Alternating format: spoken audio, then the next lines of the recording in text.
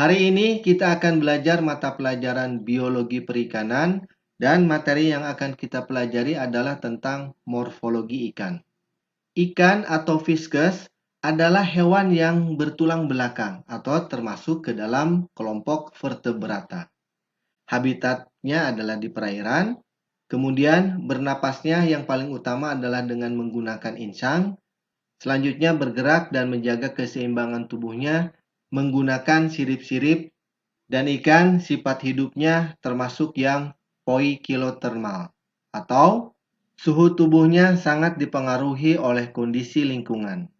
Bahkan kebanyakan ikan suhu tubuhnya sama dengan suhu perairan.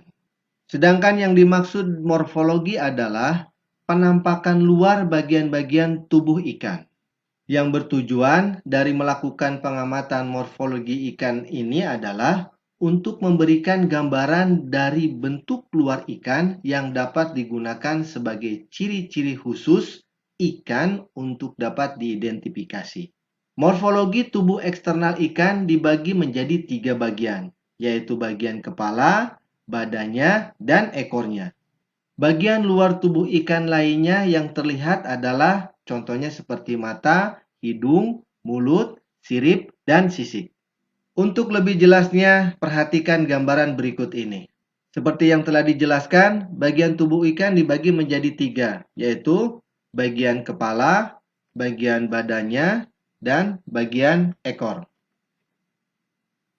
Bagian kepala mulai dari ujung mulut ikan tersebut sampai dengan tutup insangnya. Dan mulai dari tutup insang sampai dengan batang ekor atau sampai dengan ujung sirip anusnya adalah badannya. Dan mulai dari ujung sirip anus sampai dengan ujung ekornya itu bagian ekor. Morfologi atau bagian luar tubuh ikan yang tampak lainnya antara lain mulai dari depan adalah mulutnya. Kemudian di atas mulut biasanya ada hidungnya. Kemudian lebih ke belakang itu adalah matanya. Selanjutnya adalah tutup insang. Kemudian selanjutnya sisik. Banyak ikan yang sebagian tubuhnya memiliki sisik, terutama pada punggungnya.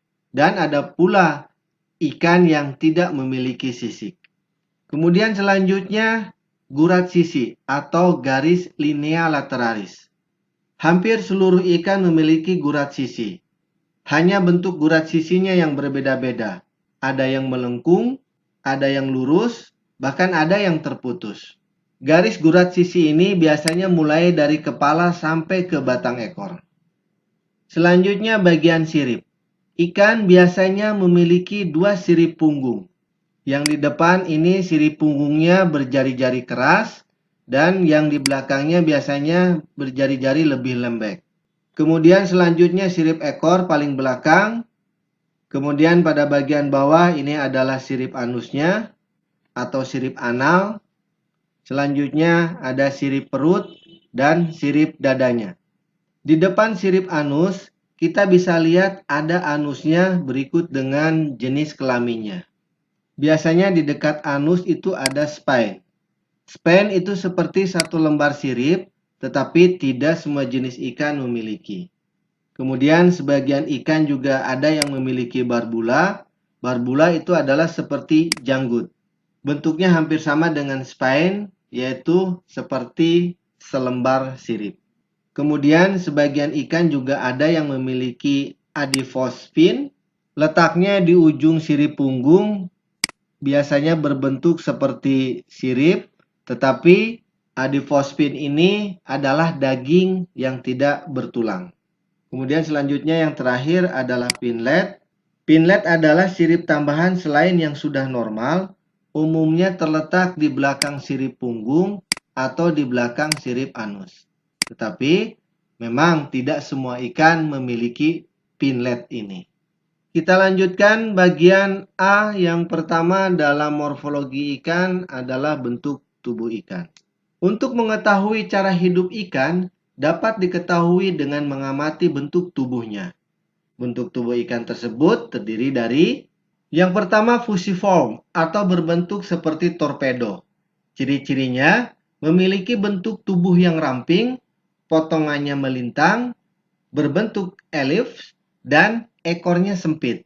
Ikan yang memiliki bentuk fusiform merupakan perenang cepat dan hidup di perairan terbuka. Contohnya seperti ikan tuna, selar, dan kembung. Yang kedua, kompresid atau berbentuk pipih ke atas.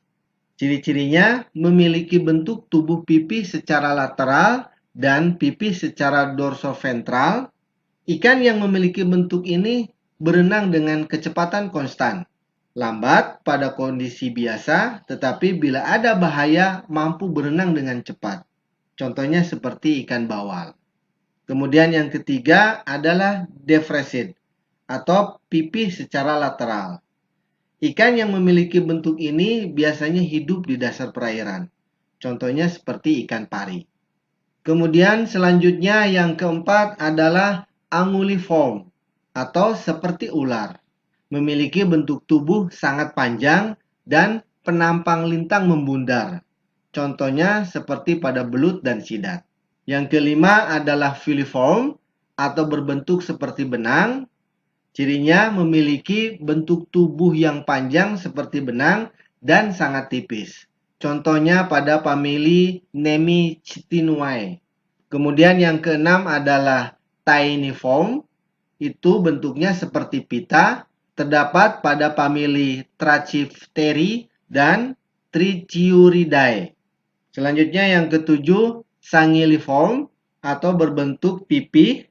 Ciri-cirinya memiliki bentuk yang memanjang dan sirip tunggalnya terletak jauh di belakang dekat sirip ekor.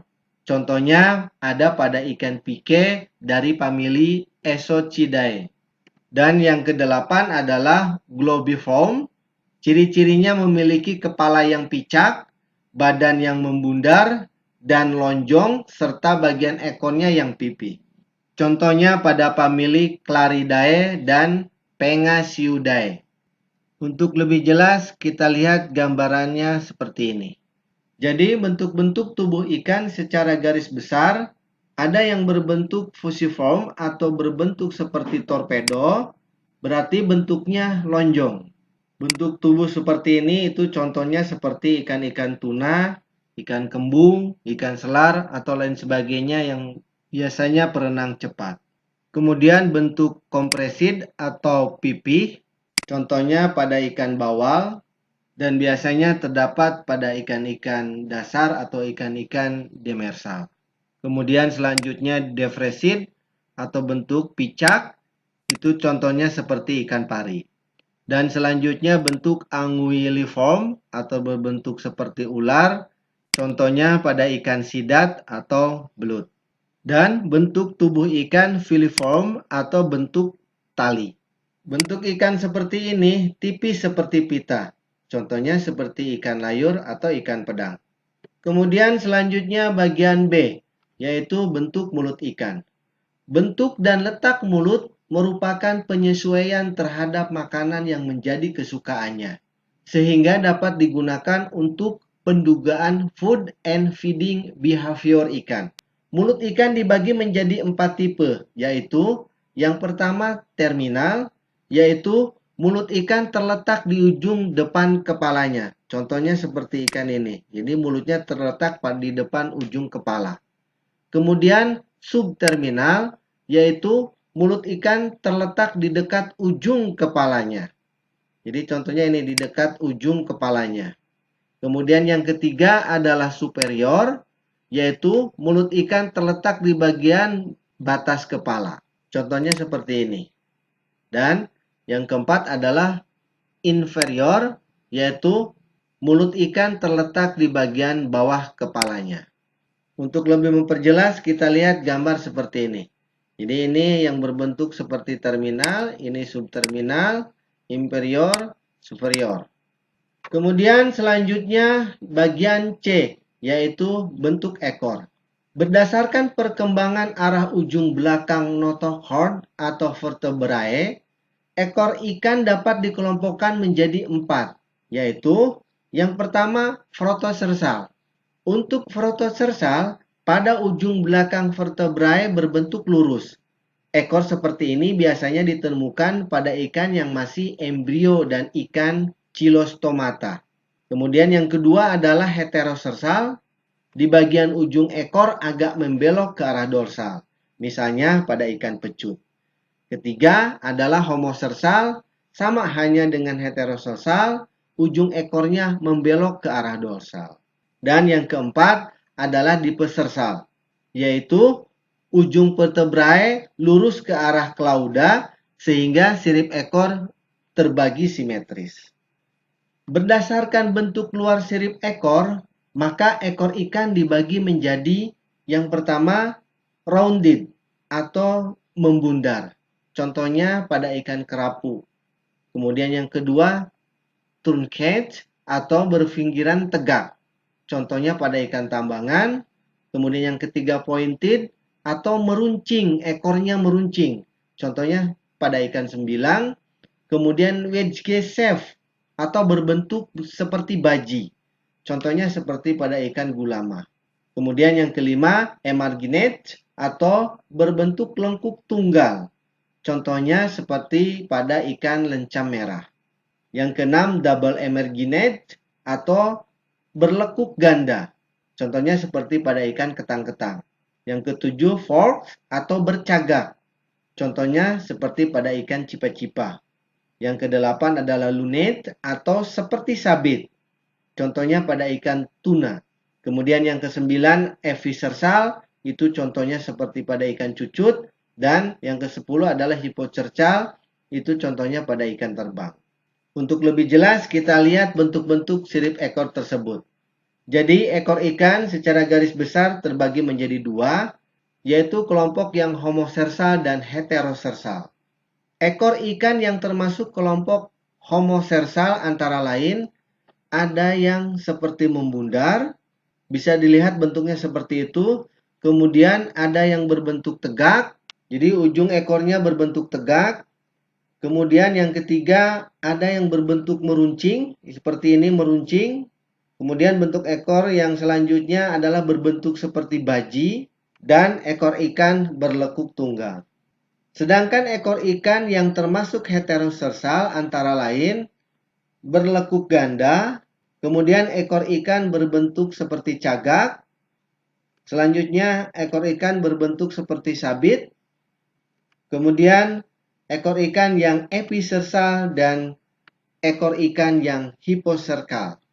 Perbedaannya episerkal itu ekor ikannya melengkung ke bagian atas tubuh ikan, sedangkan hiposerkal itu melengkungnya ke bagian bawah tubuh ikan. Demikian penjelasan morfologi ikan bagian yang pertama tentang bentuk tubuh ikan, bentuk mulut, dan ekor ikan. Nanti kita lanjutkan bagian selanjutnya tentang sisik, sirip, dan lain-lain. Terima kasih, semoga bermanfaat.